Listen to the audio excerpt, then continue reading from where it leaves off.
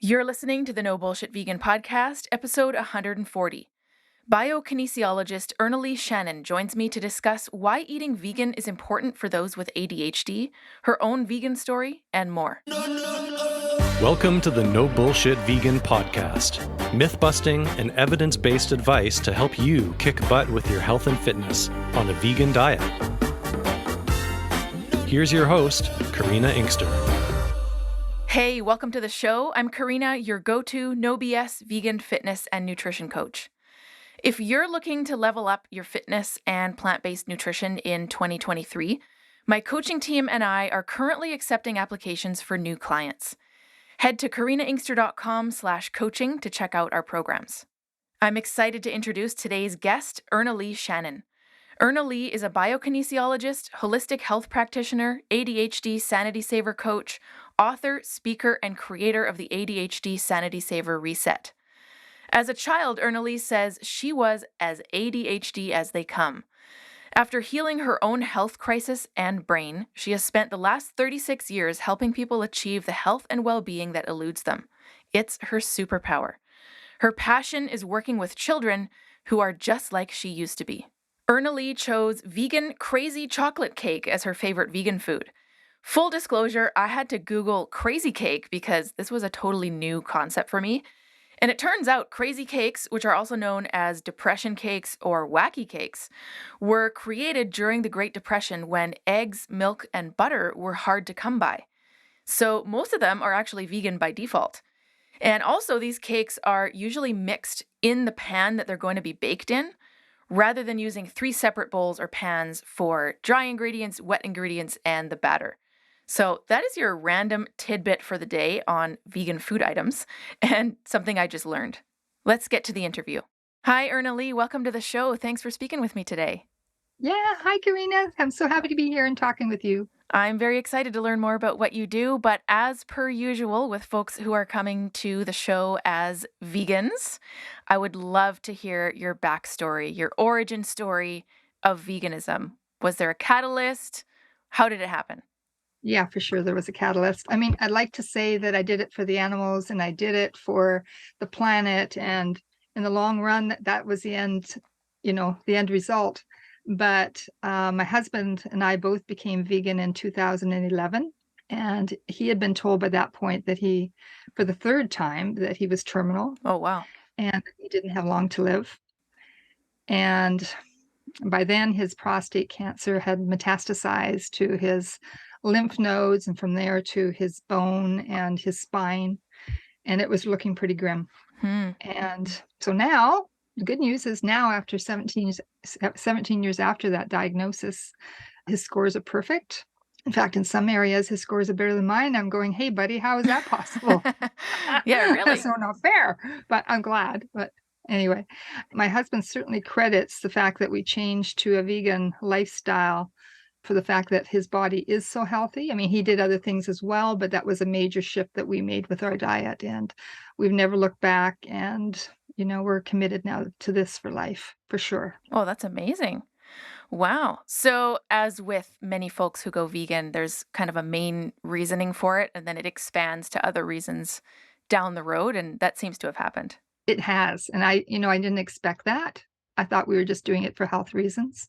And then I realized it was about way more than that. And it was really what my heart was yearning for a very long time. So now I can eat and I don't feel guilty because I used to.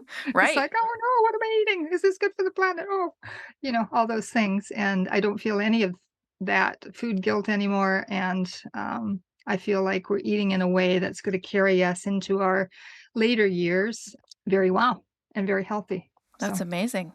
Well, good for you. That's a pretty powerful starting point, hey? And having Ken here still and doing super well. I mean, that's pretty amazing. Having him doing well. I mean, he just keeps getting younger, looking younger and younger, and I'm like, how is that happening to you? It's wonderful it's happening to you, but can you just rub shoulders with me a little bit here, honey? Hilarious. So we tease each other a lot, and and we're happy being vegan. It's not an issue. I can't even imagine going back to eating any other way. So Well, the way you described it, it sounds almost like it's liberating. Like you don't have guilt around food anymore. I mean, that's pretty powerful. Exactly. And I think it just, makes so much sense, not just for us, but for animals, for the planet, in so many ways. It just makes total sense. So anybody who's on the fence and thinking, hey, I should do this, I just want to say, hey, go for it. Go for it. There's your official kick in the butt from Ernalee. A gentle kick in the butt. Of course, of course.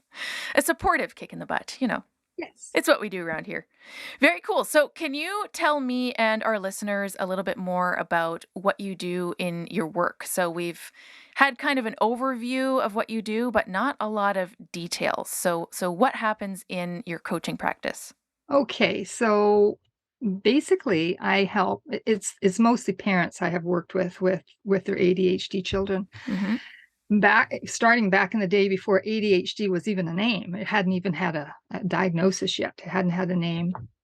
And I, of course, was as ADHD as they come, and I'll get into that in a little bit later. But these parents are often when they have come to me, they're absolutely desperate to find a way to not only help their child but help themselves because it's so hard raising an ADHD child.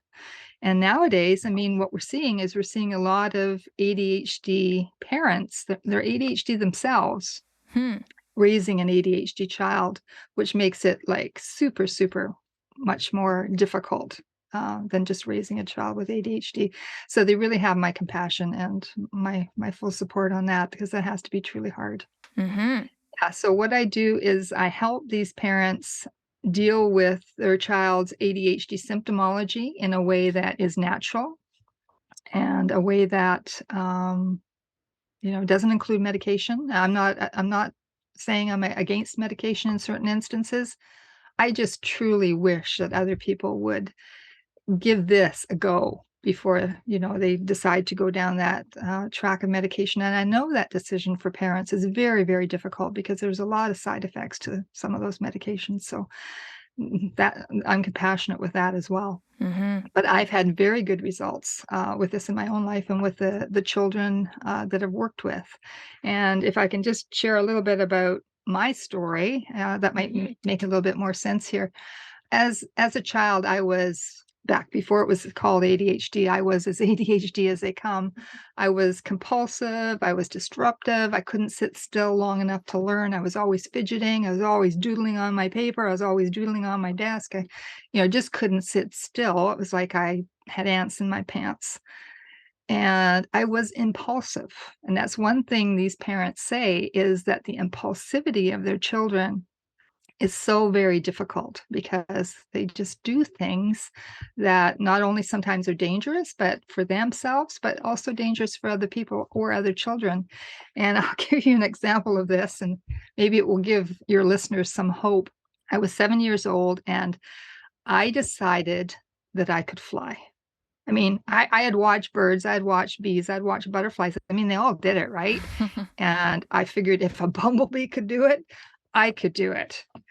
And so I crawled up in the biggest tree on our property, which was our absolutely gigantic cherry tree, found the perfect branch and got all set, stood there and took a deep breath, started to get my wings going, my arms going, my hands going, and I jumped. Oh my goodness. And I was up fairly high.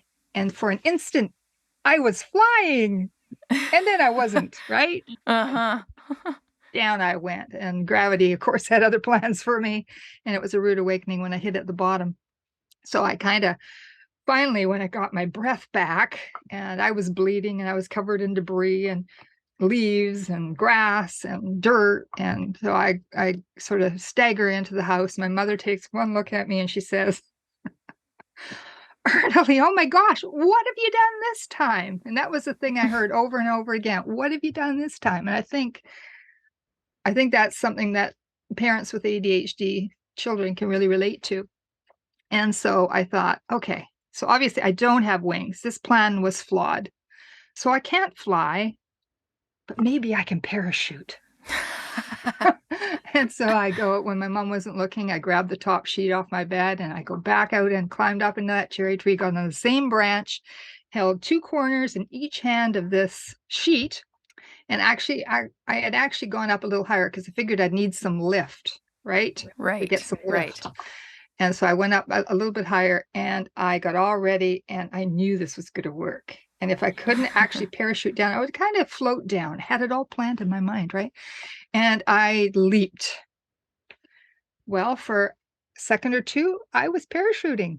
And then down I went. Of course, I wasn't parachuting at all. Gravity had other plans.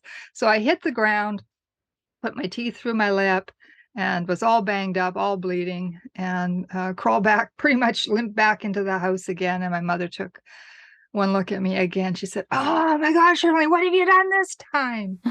And that was kind of my life. And that's the kind of how it is for sometimes with these kids who are so impulsive, and that part of their brain that goes, if I do this, that could happen. And I don't like the thought of that. That part isn't working. It's like that's offline. So sometimes these kids think that they can just do everything. And in cases like mine, it doesn't always work out. So, Right. as it turned out, along with the ADHD symptoms that I had, I was also very sick. So, and I don't know how much you know about that story, but I was in and out of a Vancouver hospital. That's a larger hospital from where you and I live. And I spent 7 years in this hospital, back and forth, back and forth. I was on antibiotics for 7 straight years. Oh, wow. Only on different antibiotics as new ones came out. And of course, nowadays we know that that isn't a good plan, but they were doing the best they could to save my life at the time. I was also on other harsh experimental drugs. Some of them had horrific side effects and would be immediately pulled from the market when it was found what the side effects were. We were kind of, back in those days, a little bit of guinea pigs, I think. They hadn't developed the safeguards that they have now for different drugs. Mm-hmm. And so when they finally said, "Hey, Ernalee, you're doing really well now. You can actually go home. You're all better." And I remember saying to them, because I had been there in and out for 7 years, I said, "Then why do I feel so awful? I feel so sick. Like I can barely get up in the morning. I'm in pain all the time." They had no answers for me. But of course, we know with 7 years of antibiotic use and other drugs, that doesn't leave a whole lot for your immune system to work with. So I was sent home, and I kind of stumbled my way through high school, kind of in a fog. And then I ended up getting married right out of high school, and my symptoms just got worse and worse and worse. So I ended up with asthma, poor memory, brain fog, seasonal allergies that knew no season. They were like 12 months of the year, and major suffering, hypoglycemia, fibromyalgia, chronic fatigue syndrome. And my life was an absolute misery. And I can remember waking up and thinking, like, oh my God, like, how am I going to do this? How am I going to live my entire life feeling like this? And I decided I didn't want to. I decided that probably the only way out for me was to commit suicide. Wow. I made all these plans, these great plans for ending my life. And then one day I woke up and I thought, I don't want to die. I just don't want to live like this. I want something better than this. And the doctors hadn't been doing it for me at that point. And I decided, well, I guess it's up to me. If I'm going to get well, I'm going to have to do it. So I learned everything I could about nutrition. I studied everything I could find. That was back before the internet. So we're talking major going through books and finding what I could in my own hometown here. And I eventually found a bio-Kinesiologist who helped me determine what it was that my body needed. Not just what everybody else said worked for them, but what I actually needed. And that was kind of the turning point. And I had such good results. I eventually decided that that's what I was going to do with my life. And I was going to do that as well. Not to have clients, mind you. Wasn't into that. I just wanted to get more well than I was. Mm-hmm. So as I got well, something happened that I never expected. Those brain symptoms that I had lived with for all my life, they disappeared. They disappeared. I just thought it was who I was, but suddenly they were gone. And that's when I realized that this high nutrition program that I had put myself on, that all my life I had probably been running at a nutrient deficit. I'd been starving for nutrients all my life between all the drugs that I had been given as a child and different things. And the other interesting thing that happened was, even though I had said I wasn't going to be a practitioner, wasn't going to work with other people, suddenly people started showing up on my doorstep, knocking on my door and saying, "Hey, you that lady that does this stuff with nutrition and food and stuff, and you muscle test and all that stuff." And I went, "How did you find me? I live out in the boonies, how did you get here?" "Oh, well, a sister of a friend who has an uncle who has a son," kind of went, that's how the story went. And I went, "Well, I guess maybe I'm meant to do this." And so I started working with people who were having a hard time getting well, who had gone through the whole medical system and still felt like they needed something else. So they would come to see me. But what really opened up for me was when I started working with kids. And I can remember this one mom when she brought me the first child, who I looked at and thought, "Oh my gosh, he acts like me. He acts like me the way I did when I was a child." And she said, "He's always in trouble. He's in fights on the playground like I was as a kid." And she says, "He's not learning. He can't sit still. He doesn't listen in class. I've heard that you can help kids like him. Can you do something?" And at that point, I didn't know. I'd never worked with anybody that had been like I was as a kid, right? But I knew I really wanted to give it my best shot, because I remember how that felt, being a child like that in a world that doesn't understand you. And I really wanted to help if I could. So I decided, give him my best. And so when his mom left, he had had a lot of things that I thought were contributing to his responses in school and at home, behavior-wise. And so I gave her a whole list of things for him not to do, a whole list for things for him to do, and sent them home. And before she went, I said to her, "I want you to call me in a week. I want to know how he's doing." And so off she went, and she called me in 5 days. And as a practitioner, that's either really good news, Mhm. but most often it's really bad news, right? So I kind of braced myself when I got this call, and when I answered and I could hear her voice on the phone, I could tell that she had been crying. Hmm. And she said, "I got a call from my son's teacher today." And I went, kind of inwardly held my breath and kind of braced myself a little bit. And she said, "And you need to understand how much I have dreaded these calls." I would get them, 2, 3 times, sometimes 4 times a week, and it just was heartbreaking for me. But she said, this call was different." And I said, "Really? What happened?" And she said, "Well, the teacher asked me what medication I'd put my son on." Oh, wow. And I told her I hadn't put him on any medication. And the teacher said, "Then what are you doing? Because he's a whole different kid. He's sitting still. He listens to me. He wants to learn how to read. And he's good with other children. This is like pretty much a miracle. What have you done?" So that story right there just made almost my entire childhood life worthwhile. Right. I was like, "Oh, just to save one child from the level of suffering that I had," because, I was always in fights on the playground, so I didn't have many friends. I wasn't invited to birthday parties or for play dates, and I was very lonely, and I was angry. So to save one child from that and help their self-confidence really meant a lot to me. Wow. That's powerful. So that's kind of why I do what I do. And what I'm doing now is I want to take this to the world in a bigger way. So I'm making an online program with this so I can reach more people, not just in my own hometown, but, anywhere kind of around the world with what it is we're doing with technology. And I've created this program, and yeah, so I'm working with people and want to work with making a difference, because I think if we can change this when they're kids, not only will their whole life be different, but their family's life will be different, the parents' life will be different, the school life will be different, the community will be different, for having them show up in a way that is greater, bigger, more wonderful than they would be otherwise. Wow. Well, thanks for sharing, Ernalee. That's very powerful. You're welcome. Your own story and that of this parent and her son at school. Pretty powerful stuff. Now, I know that part of what you do with folks who have kids with ADHD is the nutrition piece. It's probably a big piece of what you do. So, let's talk about that. What kind of things do you work on? I know that plant-based eating, veganism is a huge part of this. How does that look? Well, I believe that the brain and the body of anybody with ADHD or any sort of behavioral issues, but truly, if it works with ADHD, it's going to work with anything, right?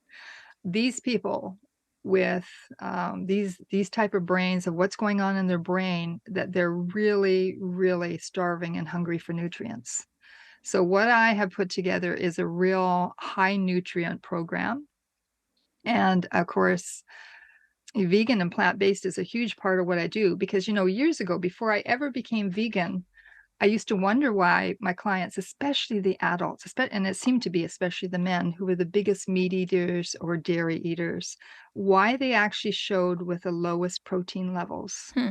And I couldn't kind of really figure it out until I got to thinking about it. And I thought, you know what? All these people also have digestive issues, which most ADHD children do.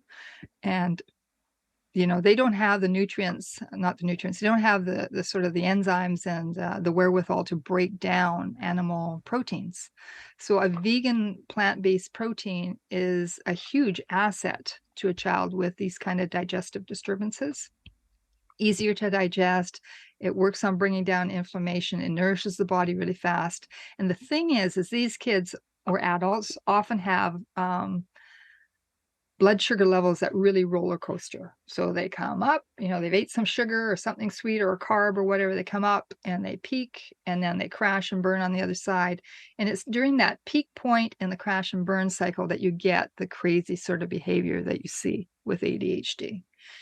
And the way to stabilize blood sugar levels is to have adequate usable protein in the body, just to keep everything at an even keel.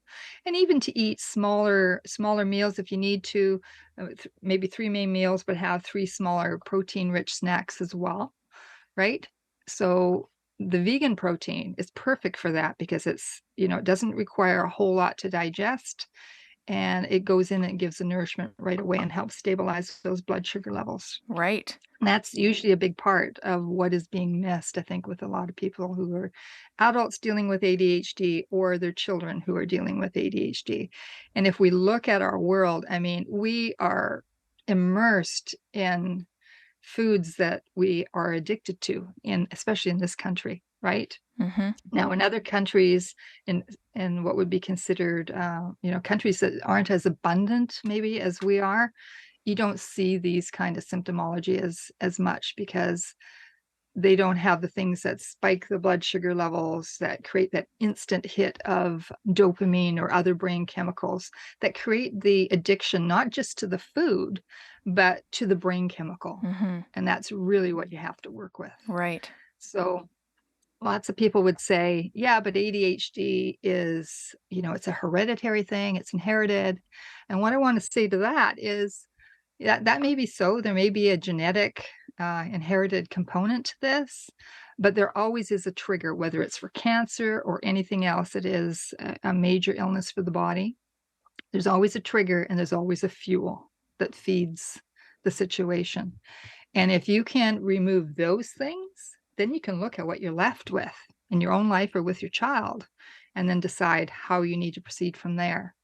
So the other thing that's, I think, is really inherited, more so even than the genetics, is how people eat. Mm-hmm. Children eat how their parents feed them. Their parents feed them often how they've been fed. And I've watched food patterns and addictions to sugar or different things go through families. And I've often wondered, okay, so how much is it genetic and how much is it just this is how they learned to eat, right? This is what they've associated with love, with what their parents have fed them, with celebrations, whatever. And, it's crazy how much sugar kids eat, adults too, but I mean, especially for kids because they got a smaller body, right? And often they'll eat the same amount of sweets as an adult would. Well, that's a devastating effect in a small body. It's devastating enough for an adult, but for a child, it's horrific. Mm-hmm. So I have a couple of stats here that it's interesting. I found these stats with the BBC goodfood.com. I could not find one for Canada. I could not find one for the US. I have searched and searched. So it suggested like a 4 to 6-year-old should have no more than, say, 19 grams of sugar, or that would be 5 teaspoons daily of sugar. 7 to 10-year-old would be 24 grams of sugar or 6 teaspoons, and 11 years old and up, and that includes adults, which is crazy to me, is 30 grams of sugar or 7 teaspoons daily. But when you think about it, 1 cup of whole cow's milk gives you 12.83 grams of sugar. Mm-hmm. Now, granted, that's milk sugar, but you know what? The human body does not know the difference. It reacts in exactly the same way. So if kids are drinking all the things of milk that they've been taught, that their parents have been taught to give them, they're well over that allowable rate between everything else that they have and what they eat, including fruit sugar. I mean, boy, so many kids are just hooked on fruit. And, the body can't determine that this is from fruit or this is from milk or this is from just cane sugar. It all reacts the same way. It all spikes the blood sugar levels. It all hooks up to the places in the brain that give you this major hit of brain chemicals. And yeah, it's really sad. And I have watched for years, parents give their children a lot of sugar at a meal, and I can time when this kid is going to start to roll with a roller coaster of emotion, Hmm. start to get fidgety first, and then start to get, don't want to sit there, don't want to be there. If you're in a restaurant, this can be a big deal, everybody's looking at you. And it's really sad for the kid because they can't help it. Mm-hmm. What's happened is they have been given something that has spiked their blood sugar and has started to do things in their body and their brain that they can't handle. So fruit juice is a huge one. I mean, everybody thinks fruit's good for you. Well, fruit juice is not, and fruit in moderation. Mm-hmm. Well, there's a lot of interesting points here. So I like that you brought up the potential genetic aspect too. I mean, I have adult long-term vegan friends with ADHD. Mm-hmm. One of my best friends actually, who has a teenager who grew up whole foods, plant-based, never had animal products, has ADHD. So clearly there's other things at play here. But I like what you said about, it's almost like leaving no stone unturned, like let's make sure you have the basics down, and then that would be your nutrition. And then, you basically said, well, then you see what you're left with, right? And certainly the ADHD brain, it needs support. And usually you can't get all that in food, in my opinion. So from what I've seen with working with people or even working with myself, so supplementation is a huge part of that. And often even people that are eating a vegan diet or eating a whole foods plant-based, they might be having a fair bit of fruit sugar that they consider to be good, mistakenly think that it's good, like maybe dates. And, the amount of sugar that's in a date is mind-boggling, right? So sometimes they're doing everything else right, but they haven't actually looked at that sugar component in a way that really, really takes it down to almost fairly much nothing compared to what people are eating today, and allows their either their own body and brain or their child's body and brain to have a breather, and have a breather from that roller coaster of emotions and roller coaster of blood sugar levels and brain chemicals, right? Yeah. Well, before our conversation, I did a little search on Google Scholar just to see what was out there. And there's not a ton. I mean, I realize there's probably a lot more research on plant-based diets in general that's required, especially related to ADHD. But there's some interesting stuff out there. There's a meta-analysis that came out just 2 months ago, like super recent, that took a whole bunch of studies into account that found huge symptomology differences between groups based on what diets they were eating. And guess which diet had the lowest levels of ADHD symptoms? Well, I hope it's veganism. Yes, it was. Yeah. And there was another one that had vegetarian diets, so not vegan, but they were comparing that to eating dairy and meat, basically. Although vegetarian technically could have included dairy, but even then, even in the vegetarian diet compared to typical Western diet, there was a difference. It's very interesting. That's good. Yeah, And you have to realize that even with vegetarian, you're still consuming a lot of sugar when you're consuming dairy, absolutely. whether it's something that's got added sugar like ice cream, or it's something like just having a glass of regular cow's milk, moo juice, or having cheese. You're getting that condensed amount of sugar. Yeah. And you might not be eating white sugar or even brown sugar in your life too much, but you might be really guzzling this other stuff that it can just sabotage you in major ways. Right. Interesting. Yeah. So what do you think about this? Like ADHD is technically being neurodivergent, as that's just a brain that works in a neurodivergent way. Yeah. I kind of see some parallels to the fat acceptance movement. And I have a lot of thoughts about this, right? I mean, I bet you do. bodies at all sizes, fitness doesn't have a look. I mean, I don't need to tell this to our listeners. They know where I'm at with, every body is a good body. Fitness doesn't have one distinct look, etc. But there is a health component at a certain point when you think about it, right? If you look at, body size in general actually doesn't have a ton of correlation with health. That's right. If you look at other things like activity and diet and all that, but at a certain point it does. Well, I used to be very, very thin, like underweight thin. Me too. And I am way more strong. I weigh now much more than I did before, but I'm way stronger. Exactly. So I totally get what you're saying. Yeah. Truly.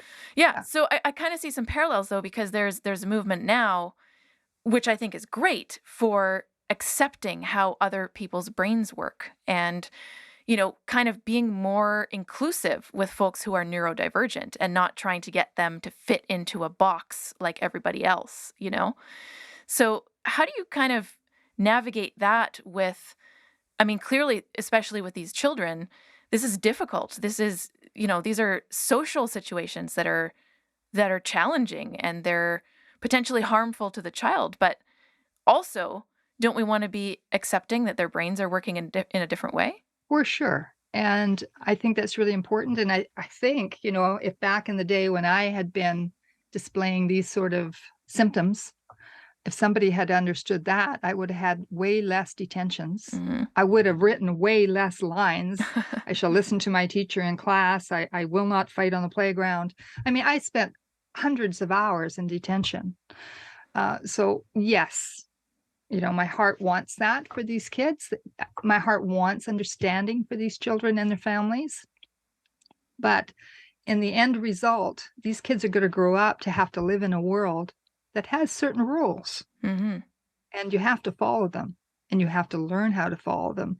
Because if you don't, if you go get mad at somebody and take a baseball bat to their car, you're going to end up in jail, right? Something's going to happen that you're not going to like. So I have great compassion for the suffering of these kids because I've been there. I know what it's like. But I also have great compassion for who they need to become because they have so much to give. ADHD children are often brilliant. They've had to be. Their brain has had to wire itself in a way to allow themselves to move and work in a world that doesn't understand them or accept them. And often, I mean, some of the greatest minds on the planet, some of the most, the billionaires on the planet have ADHD.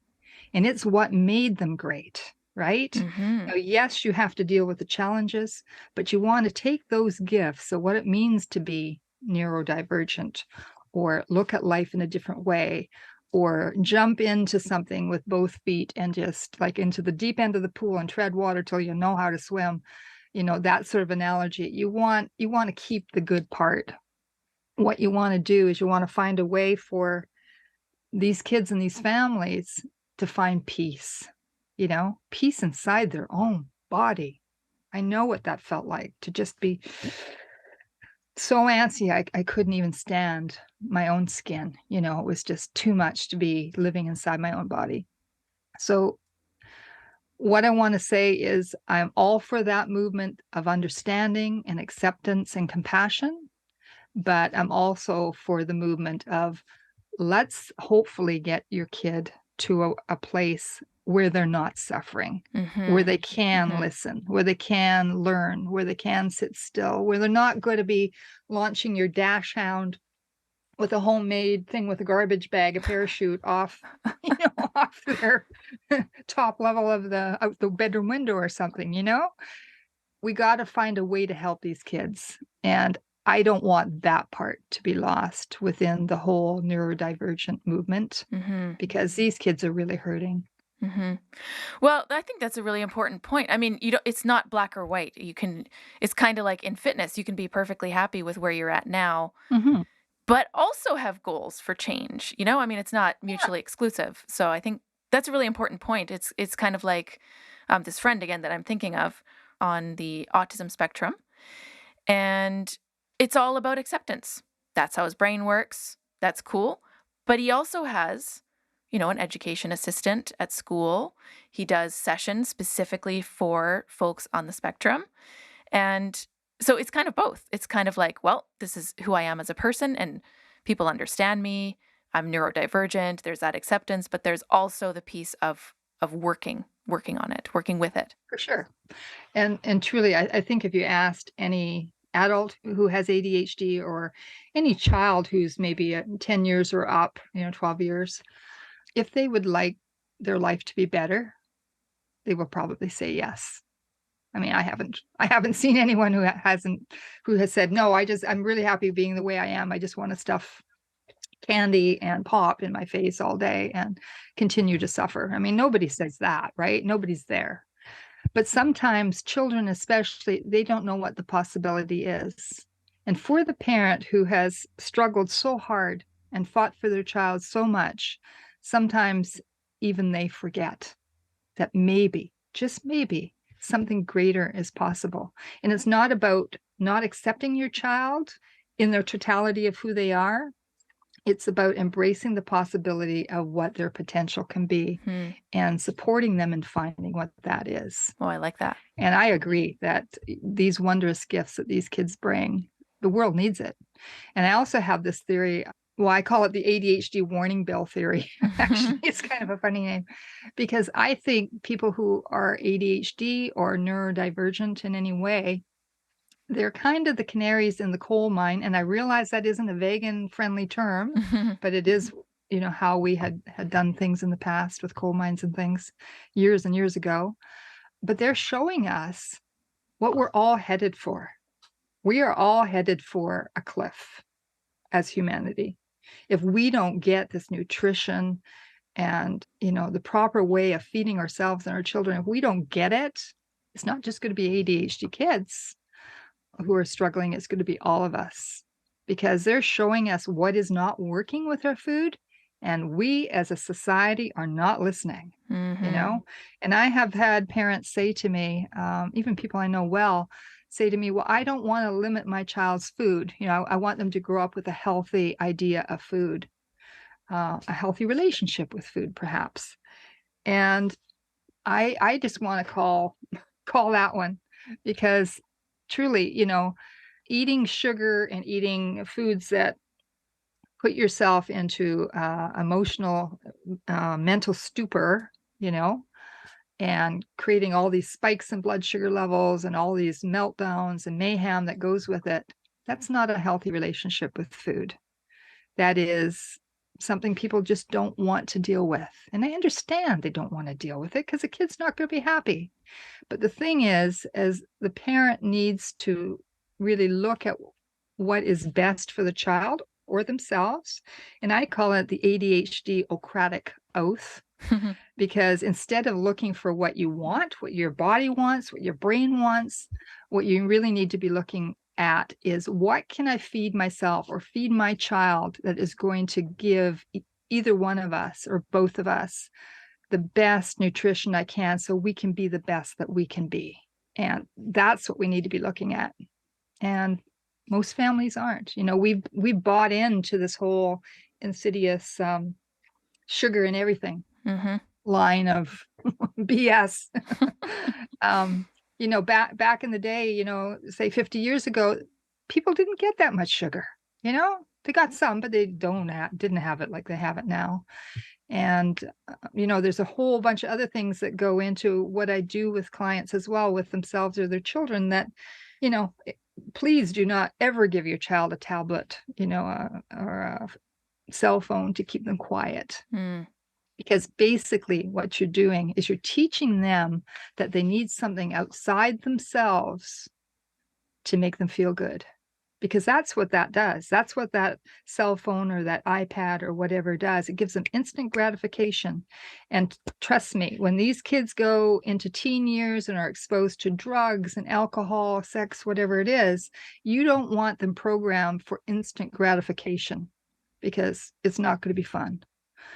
So we need to really start letting our kids go out and be kids, go out and explore in the woods. If you have the opportunity, go to a park and find these other ways to not train our children's brains to be dependent on a device of some sort. hmm And if you're wondering if your kid is dependent on a device, if they have one that they use right now, just try taking it away with them before the show is done, and you're going to see.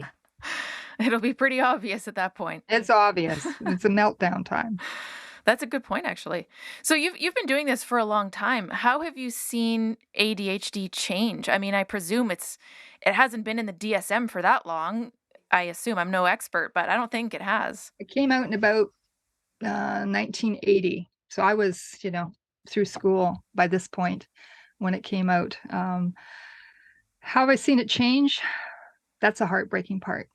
When I was in class in grade school, I was pretty much the only kid who wasn't paying attention to the teacher, who couldn't sit still, who wasn't learning, who was fighting on the playground, getting into trouble all the time at home or at school. Now it is huge.